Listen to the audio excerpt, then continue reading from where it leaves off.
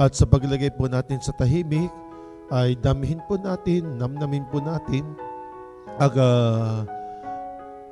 mga pasakit, mga pagpapakasakit na dinadanas o dinanas ng ating pong Panginoong Jesucristo, na kung saan sa pagpasok niya sa Jerusalem ay matagumpay, subalit ito nga po ang simula ng kanyang paghihirap o pagpapasakit para sa katubusan ng sanlibutan.